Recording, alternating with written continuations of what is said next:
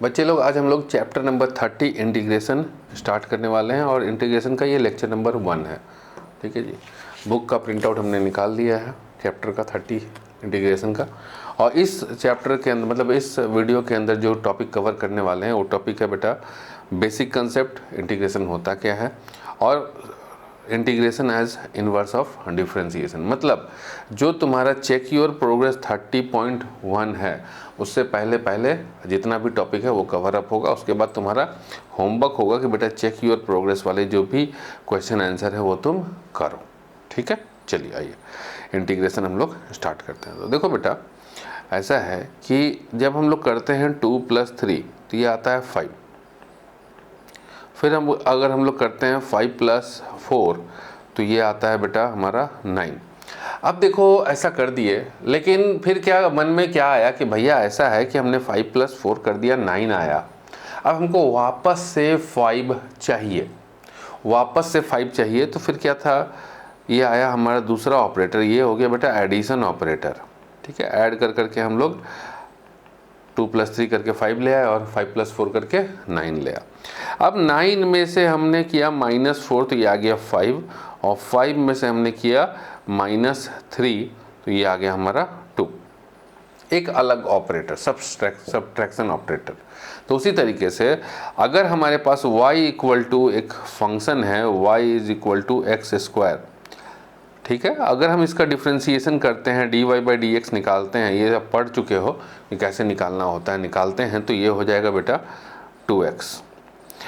अब ये 2x तो निकाल लिए। अब दिया हुआ है क्या कि वापस से ये वाला दिया हुआ है हमको, अब कह रहा है कि वापस से ये चीज़ निकालो। तो कैसे निकालेंगे, तो जैसे कि यहाँ पर प्लस से वापस 5 + 4 = 9 आया था, अब वापस से हमें 5 चाहिए था तो हमने किया कि 9 - 4 = 5 आया। तो उसी तरीके से इसको हमने डिफ्रेंशिएट किया तो ये चीज़ आया।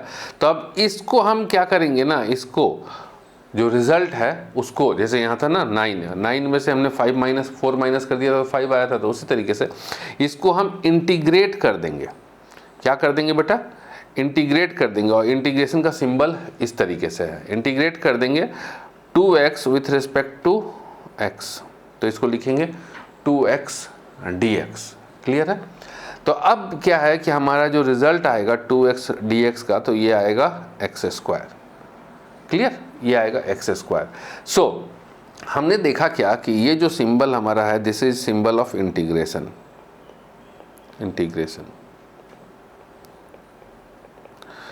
और दूसरा क्या है कि ये विथ रिस्पेक्ट टू, किसके रिस्पेक्ट में हम कर रहे हैं, तो विथ रिस्पेक्ट टू x के रिस्पेक्ट में जैसे निकालते हैं ना। जैसे कि मान लो y = 4x दिया हुआ है, तो कई बार अगर हम dy/dx निकालते हैं तो 4, और अगर हम dy/dt निकालते हैं तो कैसे निकालते हैं बेटा, तो ये निकालते हैं हम dy/dx × dx/dt करके। सेम चीज़ देखना है ना हमें कि किसके रिस्पेक्ट में हमें डिफ्रेंशिएट करना है। तो भैया किसके रिस्पेक्ट में डिफ्रेंशिएट हुआ तो उसी के रिस्पेक्ट में हम इंटीग्रेट कर देंगे, काम खत्म। सो क्लियर हो गया। तो ये हमारा जो इंटीग्रेशन है वो इनवर्स ऑफ डिफ्रेंशिएशन है, उल्टा। वापस है, हमें वही चाहिए भैया, वापस से आइए, बच्चा रो रहा है, y = x² चाहिए उसको। अब दूसरी चीज़ क्या है कि देखो बेटा, अगर एक दूसरा फंक्शन है y = x² + 4, अगर हम इसको डिफ्रेंशिएट करते हैं तो dy/dx = अगेन 2x ही आता है। क्यों, क्योंकि 4 का इंटीग्रेशन जो है हमारा वो क्या होगा, वो इंटीग्रेशन नहीं, सॉरी डिफ्रेंशिएशन, वो होगा 0। तो इसका भी डिफ्रेंशिएशन 2x, इसका भी डिफ्रेंशिएशन 2x। तो जब हम इसको इंटीग्रेट करेंगे तो ये कैसे आएगा भैया, क्योंकि जब हमने 2x को इंटीग्रेट किया तो x² लेकर के आए। तो यहाँ पर क्या होगा कि जब हम इसको इंटीग्रेट करेंगे 2x dx को, तो यहाँ पे आएगा बेटा हमारे पास x²। और प्लस एक चीज़ यहाँ पर ध्यान देना इसके साथ, ठीक है, क्योंकि अब कांस्टेंट कौन सा कांस्टेंट था, जैसे यहाँ पे भी कांस्टेंट है, ठीक है, यहाँ पे भी कांस्टेंट है, यहाँ पे कांस्टेंट जो है वो 0 है, यहाँ पे कांस्टेंट 4 है। तो कांस्टेंट का तो पता नहीं होता, तो हम क्या करेंगे, इस रिजल्ट में हम कर देंगे बेटा c + c। ये एक कांस्टेंट आया। इस वाले केस में जो हमारा कांस्टेंट था c की वैल्यू थी वो 0 थी, और इस वाले केस में हमारा जो कांस्टेंट की वैल्यू थी वो थी 4। ठीक है। तो जब भी हम डिफरेंस इंटीग्रेट करेंगे किसी भी फंक्शन को, तो इंटीग्रेट करने के बाद जो चीज़ आएगा, जैसे ये आएगा 2x dx को इंटीग्रेट किए तो ये आया, साथ में एक कांस्टेंट भी जोड़ना है, क्योंकि डिफरेंशिएट करने के बाद हमको यही चीज़ आना चाहिए। ठीक है, तो इसका डिफरेंशिएशन करेंगे तो यही आएगा, और इसका भी डिफरेंशिएशन करेंगे तो यही आएगा। यहाँ पर c की वैल्यू 0 और यहाँ c की वैल्यू 4। चलिए, क्लियर हो गया। तो अब आइए फार्मूला देखते हैं हम लोग कैसे होता है इंटीग्रेशन का, एक एक करके फार्मूला देखते हैं। चलिए, पहला हो गया बच्चे हमारे पास कि इंटीग्रेशन ऑफ, हमने देखा 2x dx, तो ये निकला बेटा x² और c तो कांस्टेंट है, वो तो अलग बात है कि बेटा c कांस्टेंट है। तो इसका जो फॉर्मूला है वो फॉर्मूला क्या है कि अगर हमारे पास x to the power n है, एक फंक्शन है x to the power n, ठीक है, तो अगर हम इस फंक्शन को इंटीग्रेट करेंगे विथ रिस्पेक्ट टू x, तो लिखेंगे x to the power n dx, integration का सिंबल सबसे पहले लगा होगा, तो इसका क्या फॉर्मूला है, so this is equal to x to the power n plus 1 divided by n plus 1 plus c। Clear. तो एक नंबर इसको नोट डाउन कर लीजिए। तो यहाँ से अब एक एग्जांपल लेते हैं। अब मान लो हमको करना है, इंटीग्रेट करना है x टू दी पावर 5, इसको इंटीग्रेट करना है, ठीक है, x to the power 5 plus 6x to the power 4 plus 3x plus 2, इसको हमको इंटीग्रेट करना है। इस फंक्शन को दिया हुआ है कि भैया इंटीग्रेट करिए y equal to this function, है ना। आज जरूरी नहीं है कि एक फंक्शन दिया हुआ तो हम उसको खाली डिफरेंशिएट करेंगे, इंटीग्रेट भी कर सकते हैं। तो इंटीग्रेट करेंगे हम, सो integration of y with respect two variable क्या है बेटा, वेरिएबल x है, तो विथ रिस्पेक्ट टू x हम डिफरेंशिएट करेंगे, इस तरीके से लिखेंगे। तो ये आ गया बेटा integration of x to the power 5 plus 6x to the power 4 plus 3x plus 2, और इसको डिफरेंशिएट कर दो, dx लगा दो। तो यहाँ पर जो नेक्स्ट लेक्चर में हम पढ़ाने वाले हैं वो भी यहाँ पर यूज़ हो गया, प्रॉपर्टीज ऑफ इंटीग्रेशन। वो क्या है कि अब हम सबको अलग अलग भी कर सकते हैं, जैसे था ना डिफरेंशिएशन में अलग अलग कर सकते हैं, अलग अलग फंक्शन है। तो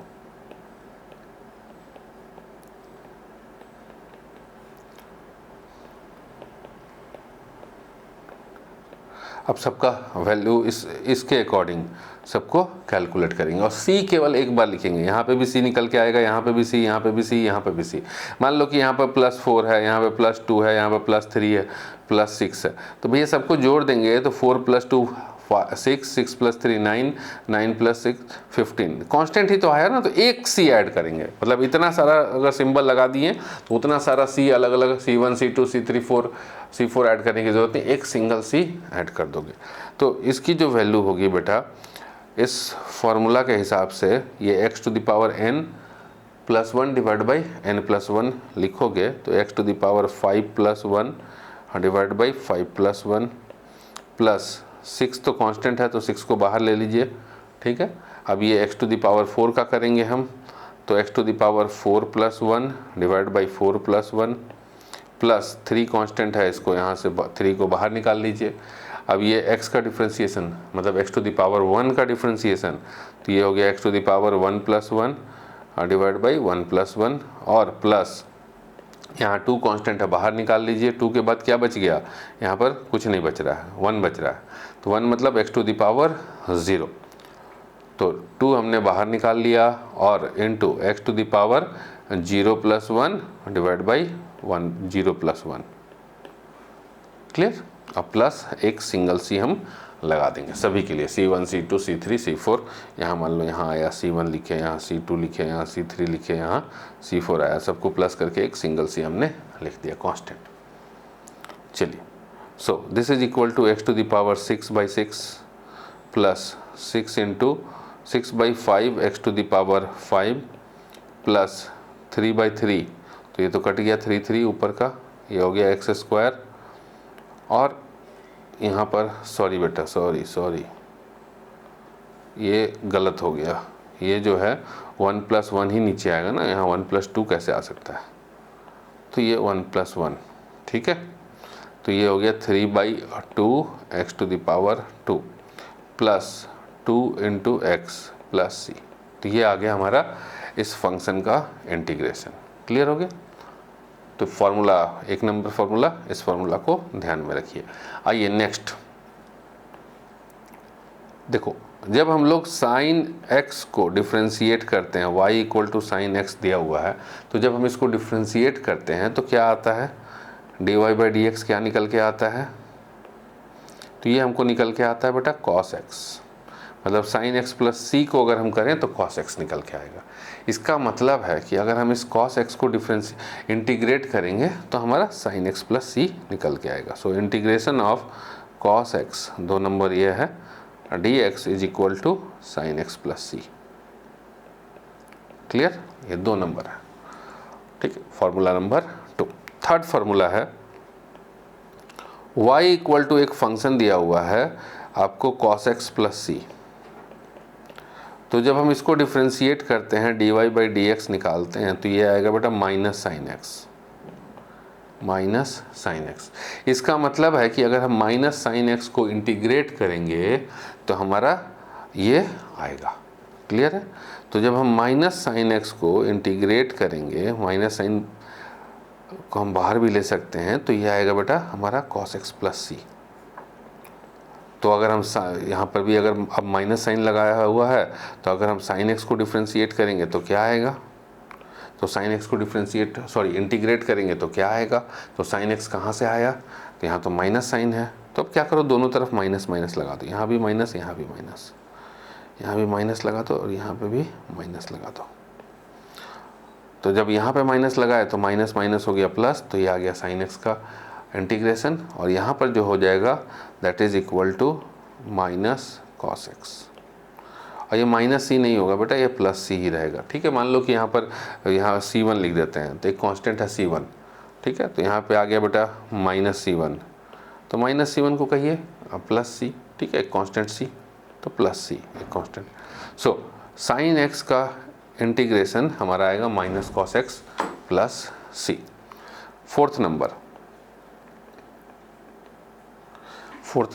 देख लेते हैं, बुक के सीरियल के अकॉर्डिंग चलते हैं, ज़्यादा अच्छा रहेगा ताकि मिसमैच ना हो, गड़बड़ी ना हो।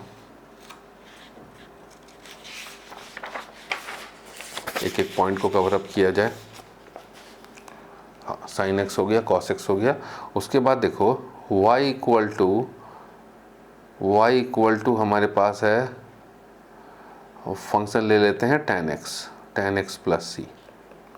तो जब हम इसको डिफ्रेंशिएट करेंगे, dy बाई डी एक्स निकालेंगे तो क्या आएगा बेटा, सेक स्क्वायर एक्स, यही आएगा। इसका मतलब है जब हम सेक स्क्वायर एक्स को इंटीग्रेट करेंगे तो हमारा ये फंक्शन आएगा। तो लिखो सेक स्क्वायर एक्स का integration is equal to tan x plus C. ठीक है, फिफ्थ नंबर आइए, y equal to cot x plus C है। तो कॉट एक्स को जब हम इस फंक्शन को जब डिफ्रेंशिएट करेंगे, dy बाई डी एक्स निकालेंगे तो ये आएगा बेटा माइनस कॉसेक स्क्वायर एक्स।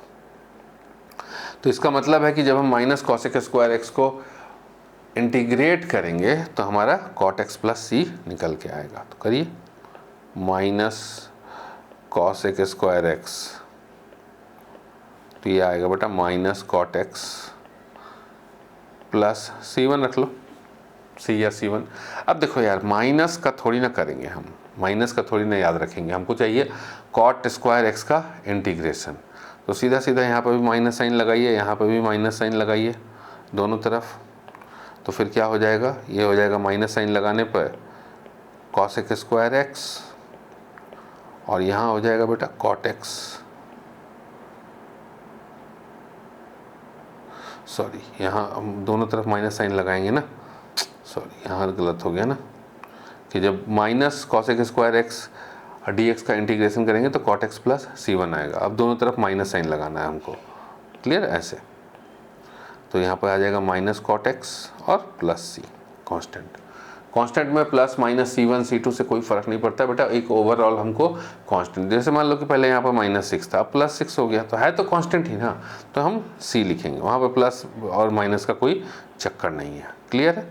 तो ये fifth number formula. 6 number formula जो है, जो नोट करना है, ये पूरा का पूरा डिफ्रेंशिएशन से ही हम निकाल पाएंगे, इजी रहेगा हमारे लिए। अब देखो y इक्वल टू हमारे पास है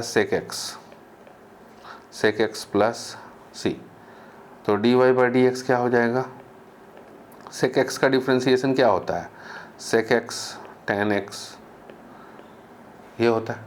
तो इट मीन्स जब हम इसको इंटीग्रेट करेंगे तो हमारा ये आंसर आएगा। तो integration of sec x into tan x with respect to x मतलब dx is equal to sec x plus C. 7th number point, y equal to cosec x plus सी, तो dy बाई d x क्या निकलेगा इसका differentiation, तो ये निकलेगा minus cosec x cot x cot x into cot x plus क्या, कुछ नहीं, प्लस जीरो। तो जीरो क्यों लिखना, ये आ गया। इसका मतलब है जब हम इसको इंटीग्रेट करेंगे तो हमको ये निकल के आएगा। तो इंटीग्रेट करिए तो minus cosec x cot x with respect to x मतलब dx is equal to cosec x plus सी। तो अब ऐसे माइनस साइन लगा के तो याद नहीं रखेंगे, तो हम क्या करेंगे, इसको प्लस में बदलेंगे। तो माइनस साइन दोनों तरफ लगा देंगे, लगा दो बेटा। तो ये हो गया हमारे पास integration of cosec x cot x, note down करते चलना सारे इंपॉर्टेंट फार्मूलाज को। ये हो गया minus cosec x plus C, ठीक है। सी था यहाँ, इसको C1 मान लो बेटा, तो नेक्स्ट में प्लस सी, ठीक है, कांस्टेंट है। 8 नंबर फार्मूला है हमारे पास, चलो इसको नेक्स्ट पेज पे लेते हैं। 8 नंबर जो फार्मूला है हमारे पास ये है कि y is equal to sine inverse x plus सी। तो जब हम इसको डिफ्रेंशिएट करेंगे साइन इनवर्स x को, तो ये आएगा 1 बाई under root 1 minus x square, ठीक है, 80 का 0। तो इसका मतलब है जब हम इसको इंटीग्रेट करेंगे तो हमारा ये निकल के आएगा। सो इंटीग्रेशन ऑफ 1 बाई under root 1 minus x square d x is equal to sine inverse x plus C. Clear. 9 नंबर फॉर्मूला,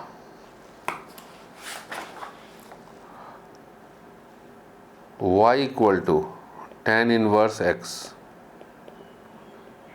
प्लस सी। सो dy बाई d x is equal to क्या होता है, 1 बाई 1 प्लस एक्स स्क्वायर, ठीक है। tan inverse x का differentiation 1 by 1 plus x square. तो जब इसको हम इंटीग्रेट करेंगे तो हमारा ये निकल के आ जाएगा। सीधा सीधा नोट डाउन करते हुए चलिए कि इंटीग्रेट किए तो 1 by 1 plus x square d x is equal to tan inverse x plus C. C की जगह कुछ भी हो सकता है, 1 2 3 4 100 200 700 साइन 60 साइन 40। देखो साइन 60 साइन 40 भी एक कांस्टेंट वैल्यू है, ठीक है। ऐसा मत समझना कि वो वेरिएबल है, कांस्टेंट है साइन 60 साइन 40। हाँ, अगर साइन x रहेगा तब फिर वो वेरिएबल है, वो कांस्टेंट नहीं है। क्लियर है। तो वो हो सकता है पाई 60 डिग्री 30 डिग्री कुछ भी हो सकता है कांस्टेंट की वैल्यू। 10 नंबर formula, y equal to sec inverse x है तो प्लस सी। तो dy बाई डी एक्स, इसको डिफ्रेंशिएट करेंगे, डिफ्रेंशिएशन वाला भी लिखते चलोगे तो रिवाइज हो जाएगा, है ना। तो ये हो गया बेटा 1 by x under root x square minus 1।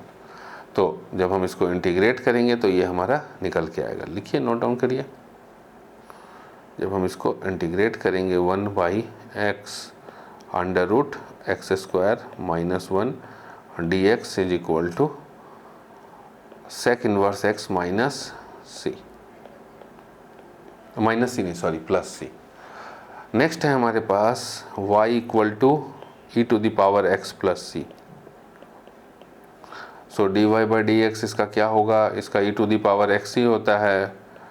तो e to the power x को जब हम इंटीग्रेट करेंगे तो क्या आएगा, ये आएगा e to the power x plus C. Clear है।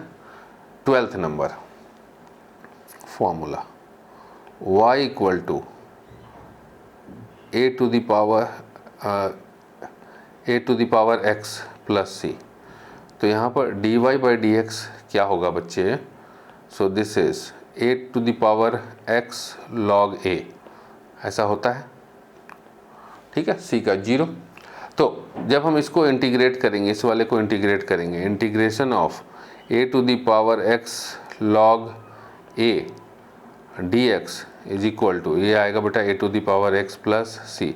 अब देखो यहाँ पर log a इज कांस्टेंट, तो इस कांस्टेंट को हम बाहर निकाल लेते हैं, तो ये कांस्टेंट है तो ये बाहर निकल जाएगा। So this implies log a integration of a to the power x dx is equal to a to the power x plus C.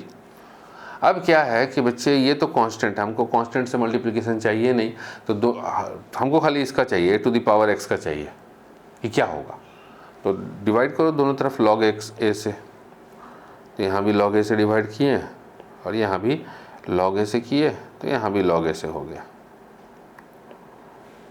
ठीक है जी। तो ये तो कट गया, ये 1 हो गया और ये जो हो गया, तो this implies integration of a to the power x dx is equal to a to the power x divide by log a और प्लस ये अनदर, जैसे यहाँ c1 रख लेते हैं या फिर यहाँ c ही रखते हैं, तो यहाँ अनदर कांस्टेंट c1 आ जाएगा, ठीक। चलिए, तो ये हमारा फार्मूला, इसको c ही रखिए, ये तो ओवरऑल फार्मूला याद करना है ना, तो ये रहा। नेक्स्ट है बेटा हमारा 13 number, y equal to log x plus सी। तो dy बाई डी एक्स क्या होता है, 1 बाई एक्स, ठीक है, c का 0। तो जब हम 1 बाई एक्स को इंटीग्रेट करेंगे तो हमारा ये चीज़ आएगा निकल के, तो यहाँ पर ध्यान में रखेंगे 1 by x d x is equal to log x plus C. Clear है। तो यहाँ पर ध्यान रखने वाली ये बात है कि जितना भी इम्पॉर्टेंट फार्मूलेज थे जो आपके बुक के अंदर है, जो तुम्हें पढ़ना है बेटा, वो सारे के सारे हमने कवर करा दिए। अब ये जो है ख़त्म हो गया। अब एक चीज़ यहाँ पर ध्यान रखिए कि अब ये आता है आपका चेक योर प्रोग्रेस 30.1, जो तुम्हें होमवर्क के रूप में करना है, और जितना भी हम फार्मूला बताएं उस फार्मूला का यूज़ करके तुम चेक योर प्रोग्रेस कर पाओगे इजी तरीके से। जैसे कि इसमें हम एक दो एग्जांपल ले लेते हैं, एक दो एग्जांपल हम करा देते हैं। 2 का a x to the power 5, इसको इंटीग्रेट करना x टू द पावर 5, तो इसका इंटीग्रेशन हो जाएगा बेटा x टू द पावर 5 का विथ रिस्पेक्ट टू x, तो ये हो जाएगा x to the power 5 plus 1 divide by 5 plus 1 plus c। तो ये हो गया बच्चे x to the power 6 by 6 plus C. ठीक है। फिर उसके बाद क्वेश्चन नंबर 3 का b, integration of x to the power -7 dx, तो वही x to the power n का फॉर्मूला लगाएंगे, is equal to x to the power n plus 1 divide by n plus 1 plus C. केवल x to the power -1 का जो होगा उस case में हमारे पास ये अलग आ जाएगा, ये आ जाएगा बेटा log x प्लस सी। ठीक है। अगर -1 को छोड़ के यहाँ पर n की वैल्यू कुछ भी है तो ये फार्मूला लगेगा। क्लियर। चलिए, तो ये जो हो गया हमारे पास, इसकी वैल्यू आ जाएगी x to the power -7 plus 1 divide by -7 plus 1 plus सी। तो ये हो गया x to the power -6 divide by -6 plus C. Clear है। चलिए, उसके बाद है फोर्थ नंबर, फोर्थ का A part, integration of cos theta divide by sine square theta d theta. इसको थोड़ा सा सही से ऑर्गेनाइज करो, तो ये हो गया बेटा, ये तुम्हारा हो जाएगा cos theta by sine theta, ये ऐसे देखो, cos theta by sine theta into 1 by sine theta. ठीक है, डी थीटा। सो ये हो गया बेटा cosec theta into cosec theta, इसका आ गया कॉसेक थीटा, इसका आ गया cosec cot theta, sorry cosec theta तो इसका आएगा ना 1 बाई साइन थीटा का, अरे हटो यार, ये आ गया बेटा cot theta into cosec theta d theta. अब याद करिए फॉर्मूला नंबर कहाँ गया, फॉर्मूला नंबर जो हमने दिखाया था,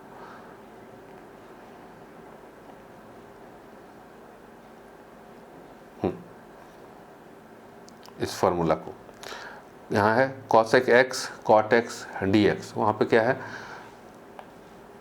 cosec theta with respect to theta है ना, cosec theta cot theta d theta, तो इसका आंसर आ जाएगा बेटा माइनस cosec थीटा प्लस सी। क्लियर है? तो इसी तरीके से आपको बाकी के जो क्वेश्चंस हैं सारा हम ही करा देंगे बेटा, तो तुम क्या करोगे। तो जितने भी बाकी के क्वेश्चंस हैं 30.1 के सारे क्वेश्चंस, बाकी के बचे हुए क्वेश्चंस को कर लेना। This is your homework. उम्मीद करते हैं कि सारा कंसेप्ट क्लियर हो गया होगा, और सही तरीके से करोगे तो 100% क्लियर हो जाएगा।